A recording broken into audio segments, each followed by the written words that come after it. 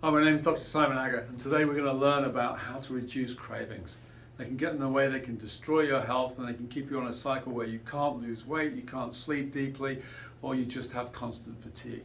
We're also going to talk about how to get more energy, and we're going to talk about deepening your sleep a little bit. So how do we do this? What are the secrets? Well, there's a couple of fundamental things you can do. The first fundamental thing you can do is you can think about your blood sugar during the day as being representative of your general energy. I want you to have energy when you get up at 7 a.m. in the morning to be consistent, right? We don't want it oscillating all the time. Loads of energy, then crashing, and loads of energy, and then crashing. Doesn't work, right? So how do we do this? We can call this energy, we can call this blood glucose or blood sugar. So your blood sugar levels will determine a lot of how much energy you have or you don't have, right? So if we look at this as a stable blood sugar, how do we do this? If we're getting a breakfast in the morning, we want to make sure that we're having a mix of carbohydrates, some fats, and some protein.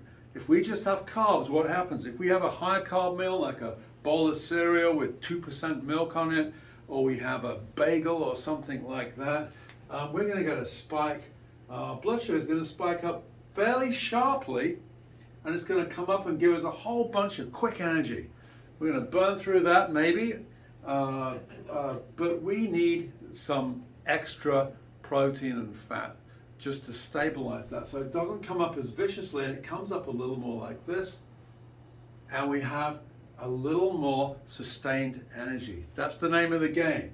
So take a look at when you're eating and what you're eating. It's going to affect this stuff, and then this is going to last for a certain amount of time, and then you're going to burn through it depending on what you're doing. If you're running around and doing stuff, it's going to burn through quicker. If you're sitting around not doing a lot of stuff, it's not going to burn through as fast, and you're going to have a metabolism. The way your body burns through energy is going to be different from that of your partner, from that of your kids, from that of your parents, right? So it's going to be different. You may metabolize fast or slow. Whichever you do on that, I want you to be aware of when you start coming down, because you're going to burn through this and it's going to start coming down. As it comes down, your body does two things. It says, firstly, do I need more blood sugar for fuel? Like right here, ideally, right? If you wait for here, it gets too low. What happens?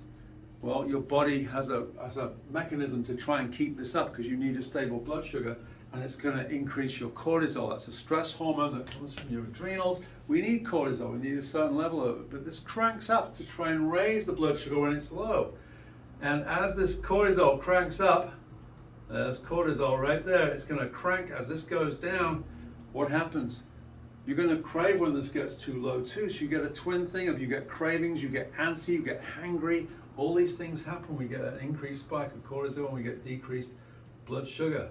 Okay? How do we prevent that happening? Because what happens when this happens? We crave. This is where the cravings come in. Okay? Right there. Okay? So how do we get rid of that? We snack.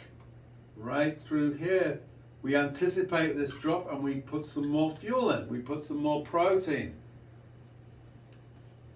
We put some more fat. And we put maybe a little bit of carbohydrates in there. You don't need a lot of carbs. It should be mostly protein and fat that you're getting. Remember, fat doesn't make you fat. Carbohydrates make you fat, okay? So, when you meet this here, this doesn't go down all the way to here. It comes back up again. And we don't get this up and crash like this, which you get with mostly carbohydrate-based foods and not a lot of fat and not a lot of protein, okay? So it takes this up and down zigzag out, and that means that during the day you have more consistent energy, but also you have fewer cravings. And that means that you're not ragging on your adrenals, you're not getting extra cortisol spikes, your body can heal and you can have more energy to heal and do the things you need to do. And because it's not oscillating like crazy, it means that when this goes on during the daytime, if you're craving, guess what happens at night? You're getting blood sugar spikes and you're getting cortisol spikes. When your blood sugar gets low, you get a cortisol spike, it wakes you up at 3 o'clock in the morning, right? That might be one of the reasons you're waking up and not sleeping. So fix your food, get regular fuel, get a piece of paper, draw it out for yourself. What do I have for breakfast? Write it down.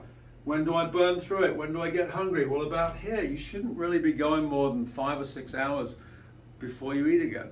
Some people need more, some people need less. And if you're on an intermittent fasting thing or you're doing something different, that's completely different, and that's another conversation. If you have a comment or a question, ask them in the comments section. Otherwise, I hope that gives you some insight. Get a piece of paper, draw this out for yourself when you eat. When do you think your blood sugar drops?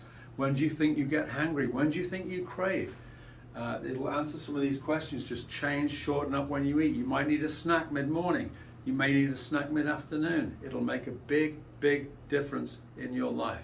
So pay attention to that. Again, my name is Dr. Simon Agger, and I'll talk to you soon. Cheerio.